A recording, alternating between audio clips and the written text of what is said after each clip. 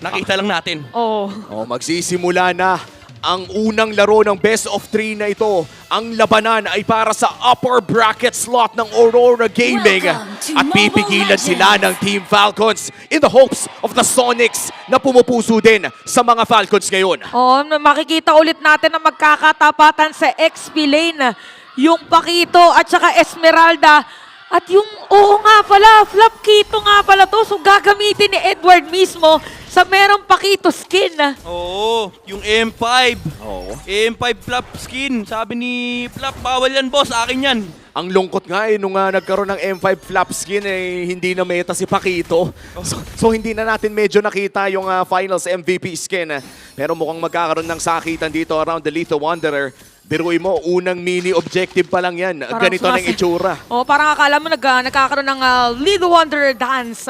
Pero nakuha yan ng Aurora. Ganun ka-importante. Lahat ng mga pagpitik din na skill. Pero may delay natin. May mga cable. Makakalipad dito si Yue. Kaya makakatakas pa rin.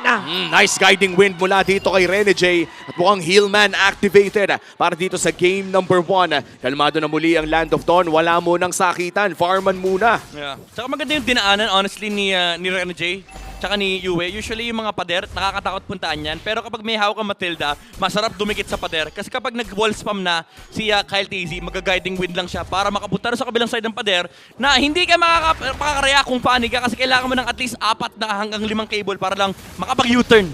At mukhang nililis na nga rin dito si Kyle TZ mula dito kay Master Ogun. Pero nasilip natin kanina sa Infinix in-game equipment natin na ang first item pala dito ni Yue hindi nagsapatos. Kumuha lamang siya ng elegant gem kaya nabuhay din siya doon. Para tuloy-tuloy lang. Ito may energy eruption. Magkakaroon na shield. Medyo nauntog yung kanya pag-flicker out. Pero buhay pa rin si Flap TZ sa Federation Region. Pero 3 players to ng Aurora. Poke lang muna para ito kay Rene J. Si Few nakaabang. Nilabas na nga niya yung ibis niya doon para magbabantay. Flap TZ nag-aantay na mag-level 4. Hinihil back na rin siya dito ni Ogwen mula sa Surge of Life. Pero grabe na nga yung mga nangyayari doon sa likod. Si Edward, nakadalawang sapak na. Half HP para sa Turtle. Pero yung zoning mula dito sa Dominor's Descent ay napakasakit. At kita na natin dito si Demon Kite mag-dash out. Nasakyan na dito yung guiding wind. Si Kyle TZ malayo, but si Flap TZ halos wala ng buhay. Dinedelay lang talaga nila. Na-reset na agad dito yung Turtle sa may flicker out para dito kay Ogwen. Naku, itutuloy ba nila ang Turtle na to? Mukhang ito Walang na hiya. nga. Turtle secured for Team Falcons. Hindi na hinintay si Kyle. Pero nakakite pa sa loob ng purple na yun. First blood para dito sa Team Falcons. Hindi kasi nila kaya sabayan yung Esmeralda. Ang dami nilang shield. Tapos may Surge of Life pa. Buhay na buhay na buhay na buhay. Yung Team Falcons, sigsig, liglig, at umaapaw na shields at regeneration mula doon sa Kalayan Esmeralda. Wow, what a sequence mula sa Team Falcons. And dito natin makikita kung bakit nga dalawang top teams ang ating pinapanood dito. It was already a nice skirmish para dito kay Edward doon sa likod. A 2-man knockout punch. Tapos biglang sinagot ng napakadaming Surge of Life ng isang Kalea. Kaya naman tumagal ang Team Falcons doon. And biruin mo, ni-risk nila ng walang jungler na kumuha ng Turtle. Napili nila yung Nightmare Spawn nga lang yung pinaka naging sagot nila doon. Top lane na si Edward magiging target. Sagat ng mga cable. Ayan na, sa ilalim ng Tori, mamapatay ba nila si Edward Balboa? Tumatakas siya ngayon. Pero nahagip pa rin ang palda ng Esmeralda. Oh no.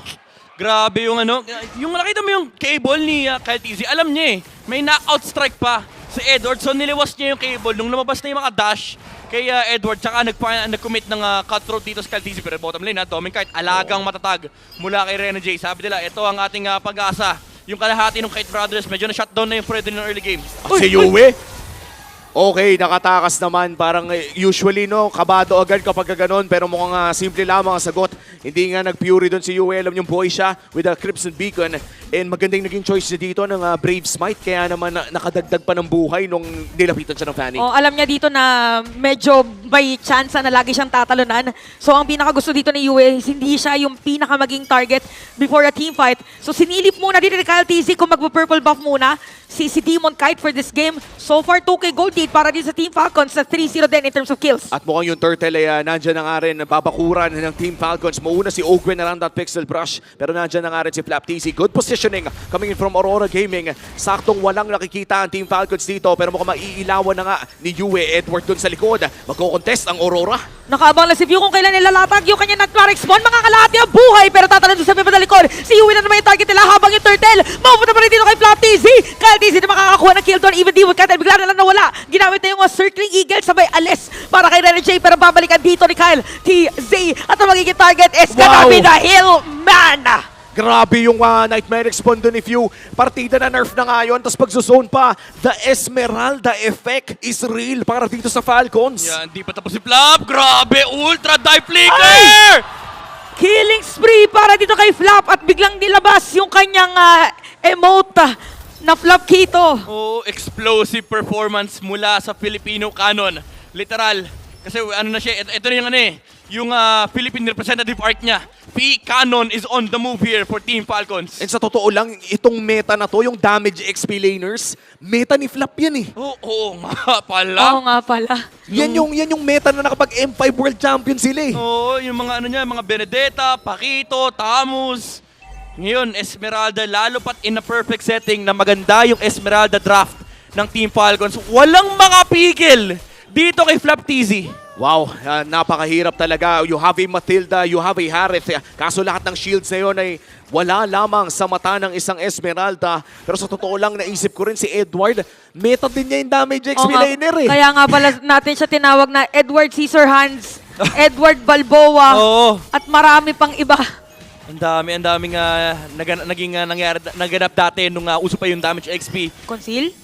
Wow! Bigla tumalon, dalawang mananakap doon at tapos ang may papalayas, grabe Demon Kite. Pero naman siyang Crystal Energy. Si Edward susuntok doon sa Glen pero dumaan na lang bigla doon. Mapalay si KTV!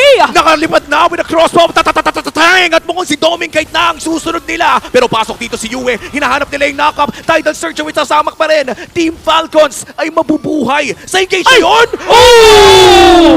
Yue! Tower hug ang naging sagot ng Aurora dito. Tatlo man yung players na Team Falcons kanina pero hindi pa ba yung Aurora na hindi sila makakabit-bit ng isa. Grabe yung salvage ng Aurora, especially with Yue. Ay! Ay! Hindi mo pala tapos, eto na. Edward! Ako, mahirap talaga kapag hindi ka na makagalaw under the turret. At mukhang Turtle ang magiging sagot ng Team Falcons. So on trade lamang, that's the last Turtle of the game na mapupunta sa kamay ng Team Falcons.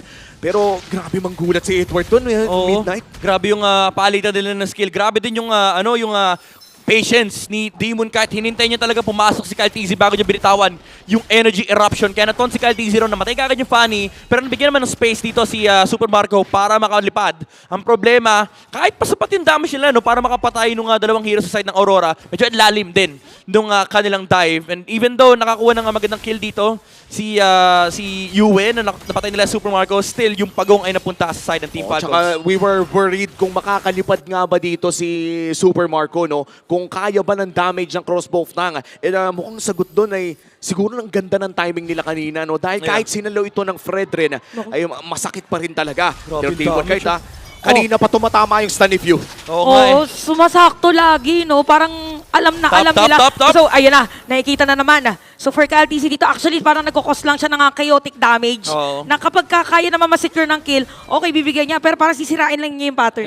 Yan yung map pressure na binibigay talaga ng Fanny na parang di ka pwede mag-defend or mag-push ng side lane mag-isa unless talaga nga kaya mo mabuhay. Kaya naman ni Edward mabuhay pero it does not allow him to pressure a wave. Kaya naman kontrolado ng Team Falcons yung mapa. Another zoning tactic mula dito sa Team Falcons. Umangat lang ng konti si Esmeralda doon, si Flap TZ. Kinailangan respetuhin ito ng Aurora Gaming. Another turret mapupunta sa kamay ng Team Falcons in 30 segundos na lang bago lumabas ang pinakaunang lord ng larong ito. Mukhang may balak na play ang Aurora Gaming. Houston. Pero hinihintay lang talaga nila yung tamang opportunity. Sobrang taghirap dito ng mga cores ng Aurora. Si Doming kahit napilitan ng bumili ng roam boots. Para lang just in case makakuha siya ng assist, meron siyang extra gold para makahabol sila dito sa farm nung 1-1. Kasi ang laking threat na rin ni Super Marco ngayon. Even though may damage output sila pagdating ng late game, pero kailangan nila umabot sa late game. Pero ang tanong kasi dito is, gano'n nila katagal ma-hold itong mid-game spike ng Team Falcons? Lalo pat nagkakaroon na ng defensive items. Dito yung 1-1. Meron na siyang magic cloak eh. Pili ko nga, after Malefic Roar, re-reg ka to ng Athena Shield. At the moment na makuha niya yung Athena Shield, parang halos wala na makaka-burst sa kanya. It would take around 3 seconds para ma-burst siya dito ni Domingkite. At hinahawakan na nga ng Team Falcons ang Lord ito, a 5,000 gold lead na hawak ng mga boys in green. Pero ang ganda din kasi ng pwesto ng Aurora Gaming. As a unit, talagang hindi sila nagpapaiwan with that Matilda guiding wind na pasok lahat sa box na yun. Oh, iba pa rin kasi talaga dito yung mabibigay na sustain ng Matilda. But again, crucial kasi mga burst damage ng side ng Falcon.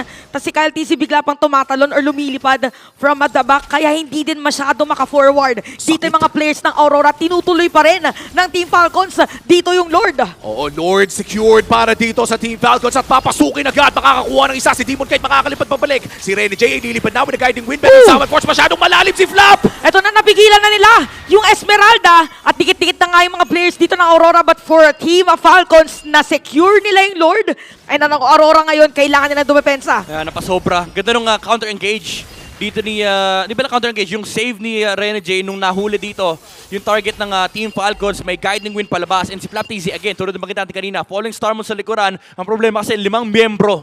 Yun ng Aurora, yung nakasalubong niya. Niyakap siya nung Harith. And ang ganda nung sayaw ni Domingkite, hindi niya hinayaang makasip-sip ng extra shields dito si Flap TZ. Oh, and with that engage na or disengage rather na nanggaling dito sa Aurora Gaming, parang napila nila yung sarili nila ng oras na dumepensa around these Lord pushes na ginagawa ng Team Falcons at may holy defense pa. Yeah. So napakababa talaga ng chance na maka-inhibitor turret ang Falcons dito. At saka unti-unti na rin nila dito nga makukuha din yung mga items na kailangan nila. Uy, Demon Kite, Si Demon Demon Kite. Kite ginamit yung energy eruption pero mapapalayo yata siya. Meron namang guiding wind para maka-atras lang din. So parang ganun yata yung gustong gawin dito ng Aurora pero parang nakita na yon ng Team Falcons. Sinasayang lang ata yung mga abilities na meron dito. Yung Yep. isang Kaleya, parang binibait out nila yung Tsunami Slam paulit-ulit. Oo. Kasi may guiding wind naman sila. Kung normal na Fredrin game to na wala siyang kasamang Matilda, maybe patay na yung Fredrin tapos nakatulak na rin na isang tower dito yung Team Falcons. Pero minamaximize lang ng Aurora dito yung capabilities ng kanilang hero dahil kailangan nila ng spasyo. Ngayong nakakuha sila ng space, makakapag-farm ng konti si Domingkite. Wala ring threat mula kay Ogwin kasi naka-cooldown yung Tsunami Slam kanina.